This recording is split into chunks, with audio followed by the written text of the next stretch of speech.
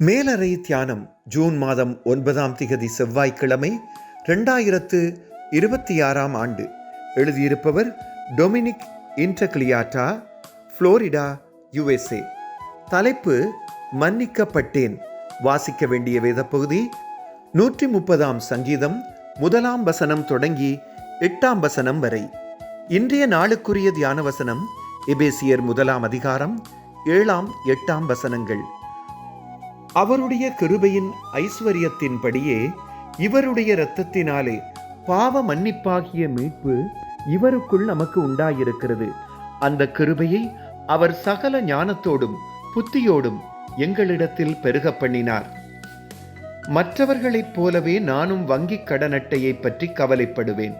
செலவை குறைக்க பல வழிகளில் முயற்சித்தாலும் கடன் அதிகரித்து கொண்டு போகிறது. யாராவது வந்து எனது கடன் எல்லாவற்றையும் கொடுத்துவிட்டு ஒரு புதிய ஆரம்பத்தை தந்தால் எவ்வளவு அற்புதமாக இருக்கும் என்று நினைத்து பார்த்தேன். எனது பாவச் சுமையிலிருந்து என்னை மீட்பதற்கு இயேசு அதைத்தானே செய்தார் என்பது நினைவுக்கு வந்தது. எங்கள் கடனாளிகளுக்கு நாங்கள் மன்னிக்கிறது போல எங்கள் கடன்களை எங்களுக்கு மன்னியும் என்று இயேசு கற்பித்தபடி நாங்கள் ஜெபிக்கிறோம். மத்தேயு 6ஆம் அதிகாரம் 12ஆம் வசனம். சிலுவையில் இயேசு செய்த தியாகத்தினாலும் நாம் அவரில் நம்பிக்கை வைப்பதாலும் அந்த மன்னிப்பை பெற்றுக்கொள்ளலாம். நான் கொடுக்க வேண்டிய கடனிலும் பார்க்க மிகப்பெரிய கடன் அதுவாகும். இப்போ கடவுள் என்னை ஆசீர்வதித்திருப்பதை பார்க்கும்போது நான் கவலைப்படவில்லை. எனது நிதி காரியங்களை கட்டுப்பாட்டுக்குள் வைத்திருக்கவும் குறைவில் இருப்பவர்களுக்கு கொடுக்கவும் உதவி செய்யும்படி கடவுளிடம் கேட்டு ஜெபிக்கிறேன்.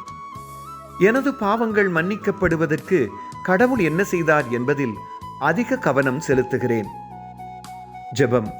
அன்பான ஆண்டவரே, எமது கஷ்டங்களும் பிரச்சனைகளும் எம்மை மேற்கொள்ளும் நேரங்களில் நீங்கள் எமக்கு செய்த நன்மைகளையும் நாம் மன்னிக்கப்பட்டதையும் நினைத்து கொள்ள உதவி செய்யுங்கள். ஆமேன். இன்றைய நாளுக்குரிய சிந்தனை.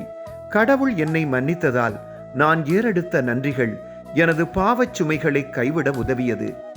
கர்த்தருடைய அன்பும் பிரசன்னமும் அவரது வழி நடத்தலும் இந்த நாளில் உங்கள் அனைவரோடும் கூட இருப்பதாக.